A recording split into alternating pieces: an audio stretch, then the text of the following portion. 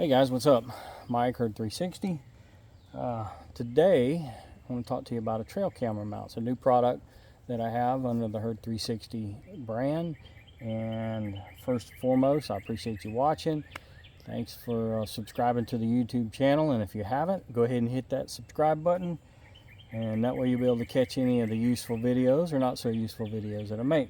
All right, so here's the mount. All right. Hopefully you can see it. Dual ball swivel, neat little mount. I did not design this mount. This mount will now be included in all of the SPP 1025s. I've been running one now for a couple months just to make sure that it can handle the weight. Haven't had any issues whatsoever. It's held solid. These will not be included with the 1020. The 1020 solar pack is a heavier unit, and it's heavier because of the design, not because of the quality. They're still both great units. The 1020 was just my first unit out, and it has an aluminum frame panel with a glass cover, so it weighs more. So I got to do some more testing before we decide on that one. Anyway, I wanted to show you how to use these, okay, because I sell these also on the website now for you to order and use for your cameras. So they work great for the cameras, they work great for the 1025s, but I know that there's going to be somebody out there that's going to ask how you get it into the tree. So I'm going to show you how I do it, okay? Really simple. Make sure that your wing nut is tight so that nothing is slipping, okay? And then right here we're going to put the camera here, jab it in, start turning it, and I'm not even hardly applying any pressure. It's still going in just fine. And you would continue to do so until you get it in with a nice solid mount. There's also a little nut right here. You could use an adjustable wrench, a pair of pliers, or an actual open end wrench that would fit that. It's not really necessary. This is a gum tree, so it's not too hard, but it's going in just fine. Pine trees or oak trees or anything is going to go in. All right, then what do? All right, I'm going to use a camera as a demonstration. Ridgetech camera. This one has, like some do, a ferrule on the back, a ferrule on the bottom. Some of them only have them on the bottom, some of them only have them on the back.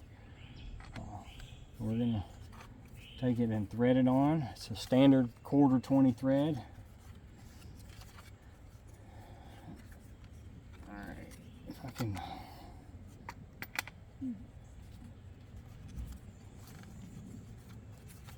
Didn't have it lined up right. I can't see because I'm blind. All right, then there's a little wing nut on there. You just tighten that wing nut so that the camera's solid on there and it doesn't spin. And then you can loosen this and adjust it however you want to. Straight up and down. See, move it out. The cool thing about these mounts, all right, tons of range of motion in a lot of different ways. All right. Now, I know some of you guys may say, well, I take two eye bolts and a couple washers and a nut and a wing nut, and I make my own. That's great. Those work good. I've used them myself.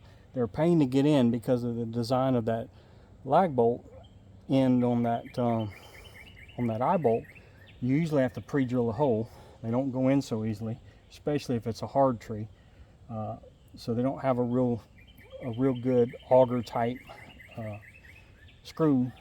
And then also you're limited on your range. So let's say you stuck it in and you got it in this way. Well, your range on one of those eye bolt setups is pretty much just like this or like this, because let's say that you've got it in and now you realize you're a little bit off, your aim's just a little bit off, a few inches, so you got to turn the camera some, but then you got to come down. Well, now your camera's not level anymore and your pictures are going to be skewed. So the cool thing about these is you can go back and forth with it and then down. There we go, get it.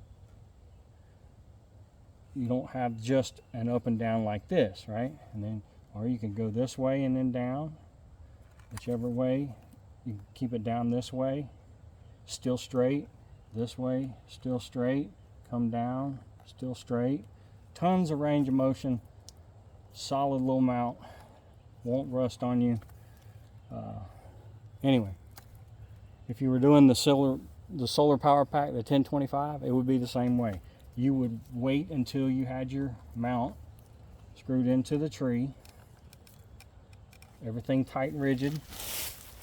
You would screw it on the 1025. The ferrule's on the back, like this one. So you would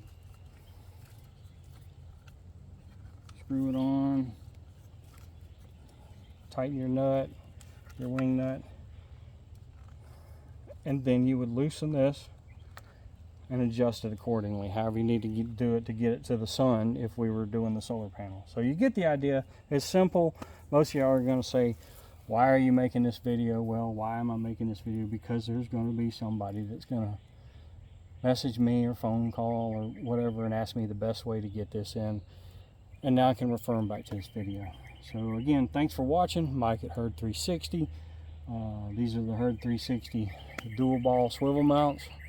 Y'all have a great day. Thanks for watching.